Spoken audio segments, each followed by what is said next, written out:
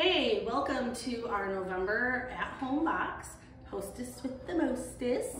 Today we're gonna make a cute little centerpiece that you'll be able to put either at your table for holiday dinner if you'd like, on a counter with some food, or even like an end table next to the couch, just to bring some beautiful fall and Thanksgiving vibes into your holiday event.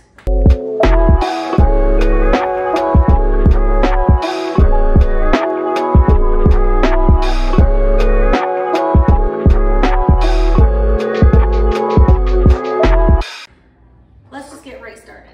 What you're gonna have in your box today, you'll have foam. You guys know hopefully how to soak it. It'll be dry, so you need to fill up your sink with water. Just lay the brick of foam on top.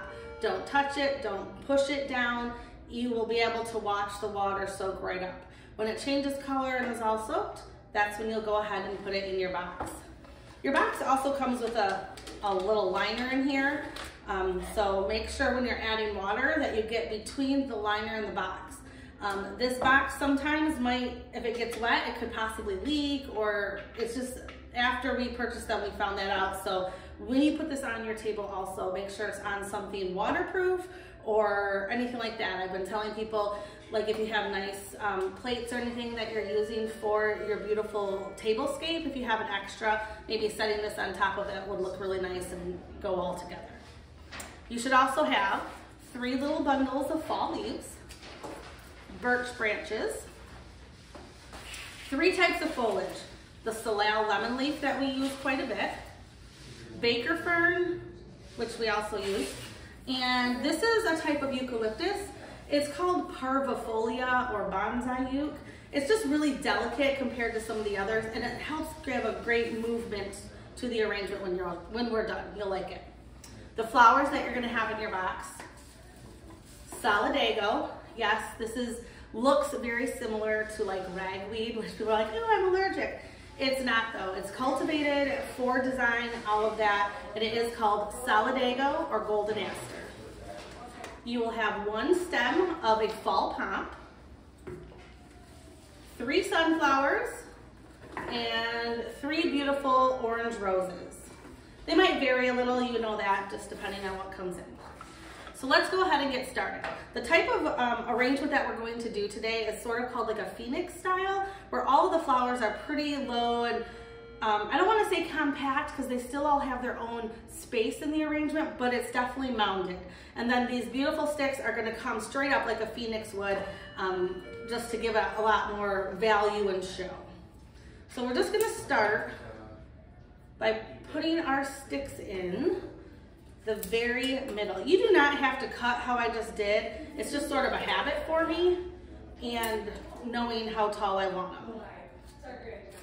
So let's see here. All right. Oops.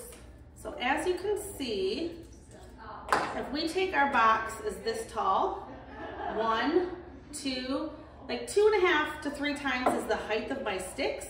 It's a little bit more than normal, but it's sort of, we're going a little bit for drama. I mean, it's the holidays, right?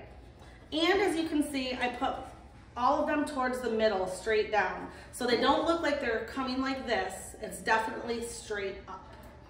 I just don't like this one, so we're gonna move him, okay? There we go. After our sticks are in, we're gonna start with our foliage base. I like to start with the lemon leaf. It's a nice bold leaf, and it's gonna help us to get a lot of our boundaries.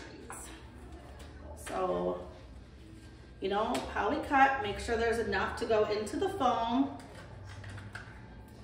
a good inch or so. And I'm just sort of going around. Now you might not use all the foliage that is sent in your box, and that's okay. I'd rather you have too much than not enough. So remember when we've talked about like 3s or 1/3 and how things should go in? I'm sort of following that a little bit. So like there's a layer that's very close. See, like when I put this in, it's almost perpendicular to the box. And I did that in 1/3. And then I went up a little bit and did that in the holes of the 1/3. So it got me some boundaries and it sort of helps cover so I know where I'm going. back to the Soleil if you want for more fullness, but I'm gonna move on to the Baker Fern. I feel like these are in my face. I see you. So here is the Baker Fern. Remember, we can cut this. These are nice big pieces so that they can be used by themselves. Here's a piece by itself, and then this could be cut down too. So one piece, you get lots out of it. So this very first piece I'm putting in, I'm sort of going in between my big leaves of the Soleil because we're finishing our boundaries, right? Now, I cut that and there's two, and you're like, that's so weird, but watch, it's like magic. You just push it in, awesome. So you'll have to decide which ones are big enough to use by themselves and which ones you might need to cut a little bit. So that is my Baker. That was only one piece, amazingly. But I'm gonna go back, I think, and add some more Soleil. So it's really up to you in the order that you put your foliage. I feel when I start with my Soleil, like I was saying, I get nice boundaries, sort of. So that's why I did that. But my Baker Fern, I just wanted different. All right, let's see here. That's better. So there's my Baker and my Soleil. The last foliage we're gonna use is the parvifolia, or the type of eucalyptus. Now, as you can see, this is beautiful and it's, you know, covering our foam. Sorry, found a hole. If you find a hole, fill it. You know, the goal is to cover the foam, but remember you're gonna have flowers and stuff in here too, so you don't need it too much. All right, back to the parvifolia. Use our creative cutting. The nice thing, remember these little leaves are small, but you want to strip them because you don't want them in the foam, because why? It causes bacteria.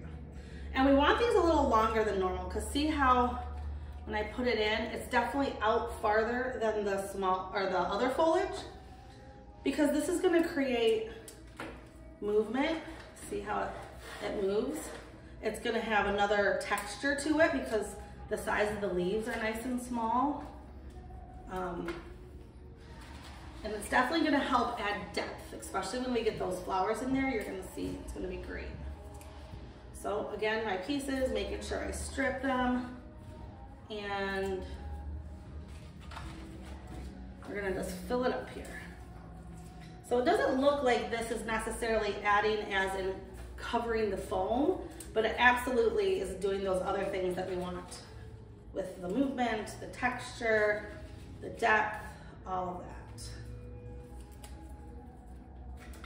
All right, let's see. How do we look here? Oh, that's what I get for designing backwards. I have a hole. And see how I'm coming up to, I'm not coming all the way up to here. All that other foliage is down, but these are definitely flinging out, doing its job to be all cool and stuff. They want to be a part of the party too. There. So that's pretty much the foliage. Pretty simple, pretty basic. You got your three types. There we go. So next, we've talked before, there's like three types of flowers, right? There is a focal flower, which is what our roses and our sunflowers are. There's line flowers, which we don't really have in this design, but we could consider these sticks a line flower. And there's filler. Filler flower is definitely the solidago, things like you would pick apart and fill in the holes. Now, a lot of people when they design, they have a way to go about it. And being this is a filler flower, they like to put it in last. But I'm going to show you how to put it in first, because I like the idea of it being all around in a nice base and almost another foliage. So I just creatively cut that, and we're gonna put it in. And we're gonna fill in all over. So some of the solidago here is gonna be out like the eucalyptus, and some of it might be tagged tight in like so. So I'm just cutting off. See, these breaks are so long. We can use them by themselves and even cluster them. How Solidago grows like that, it's like nice to mimic how you put it in. So here we go. All right, just a couple more. And again, some of the Solidagos are very full, like this one, so I get to pull off. Some of them are not. So you're gonna sort of have to judge a little bit on how you're going to do this. But I have faith in you. You can do it. All right. I think one more little piece right here. And so see how now my Solidago is almost like another foliage in here, and it's just again helping to bring it all the way through. On to the sunflowers. Now sunflowers, we're going back to the thirds, how we're gonna put them like in a peace sign or thirds for like a pizza. When you're cutting the sunflowers, their stems can be a little soft. It depends on the variety of sunflower. Sometimes it's a nice turgid stem, but sometimes it's not. And sometimes they have a little life of their own. So when we cut this, make sure, you know, this is what, 3-4 inches long. And I did put it on an angle when I cut it because that little tip of that angle does help it to penetrate the foam. And so then just be careful. And when you're pushing it in, you definitely want your hand close to the foam at that stem and push and then move your hand. So these sunflowers are going to be pretty close to that foam like that. They're tucked right in and they are in thirds. Like so, okay? Next, we're gonna do our roses. And the roses are going to be in our windows of our thirds, right? So remember, we're gonna clean off any foliage or thorns that are gonna go in the foam. And sometimes, you know, they have shipping petals, so make sure to take those off too. So this is one of my windows, and see how these tend to be a little bit higher? I'm gonna bring this rose that's gonna be in my window down. So see, it almost creates a triangle. And we're gonna do the same over here. Clean up my roses, cut it, and same. Get in there. So see how they're definitely still low like the sunflowers, but they have their own space, and that's by putting it in the window like that. And now this one, I feel like I could put it a little bit higher. Just how they are. So there's my 3 and my 3. Last flower step is your pomp. Now the thing about pomps, move my mess here, is back to the creative cutting. You need to really examine your stem before. So I'm gonna just cut them off. I know these are long enough that I can trim the end and use them on their own. But these ones I'm a little nervous about. So what I'm gonna do, I'm cutting off this tip that didn't have anything, and I'm actually gonna cut it here. So now I'm gonna have 2 more, but see, this helped to lengthen that, and then this has, you know, forever. And I'm gonna use them in between. So again, I'm sort of looking for my holes, and I'm looking for color. Sometimes, I like to go back and forth when I do this step. So since I have a burgundy here, I'm gonna go over here.